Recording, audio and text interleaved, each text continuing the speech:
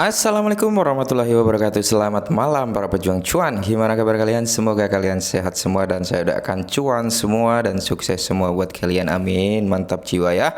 Dan jangan lupa ya kawan tetap secangkir kopi harus selalu ada buat menemani malam Anda kali ini memantau market di mana arahnya. Kalau kita lihat memang Bitcoin lagi ngaceng-ngacengnya kayak gitu teman-teman ya. Walaupun di sini ketika dia mau menyentuh ke 24.000 dibanting lagi seperti itu, mau menyentuh ke 24.000 dibanting lagi, tapi dia kayaknya targetnya dari si Bitcoin ini adalah di area 26 ribuan teman-teman ya. Mudah-mudahan bisa lah ke arah situ ya teman-teman. Targetnya itu di area 26 ribuan lah seperti itu. Tapi di sini ya tetap berhati-hati teman-teman, karena apa? Di sini banyak sekali informasi-informasi gorengan-gorengan dari para bandar dan sebagainya gitu teman-teman, untuk bisa menjatuhkan aset cryptocurrency terutama untuk si Bitcoinnya sendiri, karena kita ketahui bahwasannya Bitcoin ini memang menjadi patokan semua altcoin ya teman-teman. Nah, kenapa begitu? Karena di sini dilansir dari YouTube ya bahwasanya di sini ada paus Bitcoin anonim yang mentransfer sekitar 46.000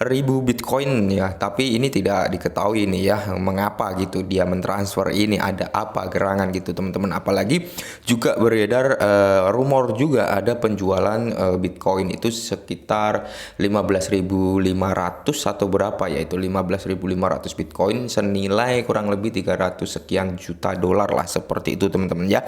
Itu sudah mulai digoreng-goreng lagi buat ngejatuhin market kripto ini, terutama untuk Bitcoin sendiri, biar lebih jatuh, atau memang sudah ada strategi lagi karena kita mendekati untuk pengumuman The Fed ya teman-teman, nanti tanggal 27 28 itu.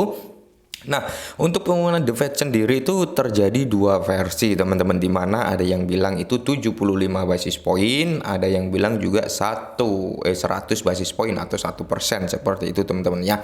Jadi kalau dari The Fed-nya sendiri memang belum ngeluarin statement dia mau sampai 100 kah atau berapa gitu. Cuman dari The Fed itu ya sebelum hasil CPI itu keluar, dia mengumumkan bahwasanya kenaikan suku bunga itu antara 50 sampai 75 basis point seperti itu teman-teman ya.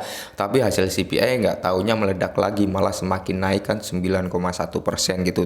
Jadi buat teman-teman semua ya tetap berhati-hati dan tetap waspada gitu teman-teman, karena berita food tentang Bitcoin sendiri ini masih digoreng-goreng biar kemungkinan bisa ngedam lagi kayak gitu ya. Ini permainan teman-teman ya.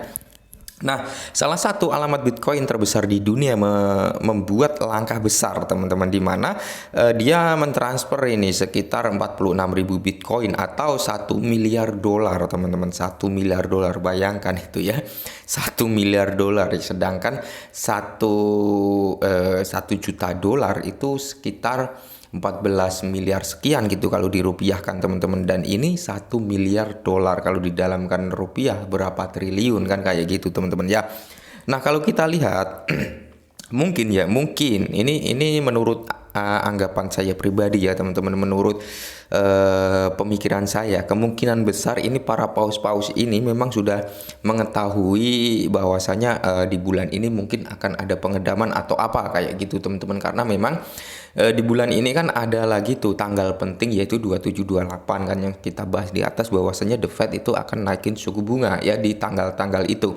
Nah, untuk di Agustus ya itu memang nggak akan ada kenaikan suku bunga teman-teman, nggak akan ada kenaikan suku bunga. Akan tetapi di situ ada berita Mongoc yang akan mengganti kerugian para usernya kayak gitu kan, sekitar 143.000 Bitcoin kayak gitu teman-teman. Jadi itu selalu digoreng. Seharusnya ya kalau nggak ada berita tentang Mongoc itu, kemungkinan besar di Agustus itu kita akan bisa bernapas lah, bisa dapet lah cuan gitu teman-teman. Dan di bulan September nanti ketika ada The Fed lagi, ketika hasil CPI-nya itu bisa turun gitu, kemungkinan napas dari Bitcoin itu seharusnya bisa tambah panjang lagi gitu teman-teman. Tapi di sini memang berita-berita negatif di luaran sana masih banyak. Jadi saya peringatkan buat kalian tetap berhati-hati ya.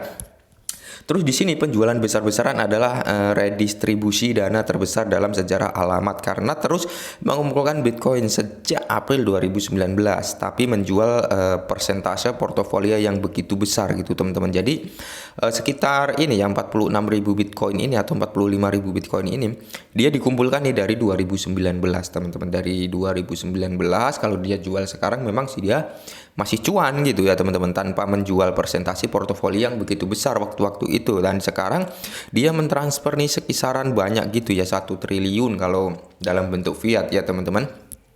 Dan di sini didistribusikan terbesar terjadi pada bulan Januari 2021 ketika Alamat turun lebih dari 7.000 Bitcoin selama pasar yang sedang berkembang. Kemudian Paus mendapatkan kembali dana yang dia masukkan ke pasar gitu teman-teman. Nah, jadi kalau menurut saya pribadi teman-teman, kalau menurut saya pribadi nih ya, ini sekitar 46 Bitcoin ini ditransfer ke, ibaratnya dipindahkan lah aset mereka, entah dari dompet pribadi ke exchange atau gimana, atau dari exchange ke dompet pribadi. Tapi kayaknya ini dari dompet pribadinya ke exchange gitu akan melakukan apa ya, penjualan juga bisa gitu teman-teman, atau hanya ingin membuat berita biar apa ya, biar pemain retail ini ngelepas gitu, ngelepas dan harganya turun nanti dia bisa serok lagi. Nah, jadi di sini ada dua versi, antara dia mau ngejual atau hanya ingin membuat panik pasar gitu teman-teman, karena di sini nggak dijelaskan secara detail dia akan ngejual atau enggak. Nah, jadi maka dari itu saya ingatkan terhadap teman-teman semua tetap berhati-hati untuk saat ini ya, walaupun memang kita ketahui keadaan market dalam keadaan bisa dikatakan naik gitu teman-teman untuk market saat ini, dimana Bitcoin sudah ke 23.800an ya, dan harga tertingginya hari ini tadi yaitu di 24.068, sudah sempat menyentuh ke 24.000 ya teman-teman ya. Jadi buat kalian, bang ini pasang short kah? Belum bisa ngasih sinyal pasang short atau apa ya teman-teman. Saya sudah kurang lebih sejak dia naik ya teman-teman, sejak dia naik kurang lebih 1 mingguan ini saya nggak main futur dan sebagainya, karena memang masih sangat beresiko lah. Kalau menurut saya pribadi seperti itu ya. Nah, mungkin ini dulu perihal market kali ini, semoga bermanfaat. Salam cuan.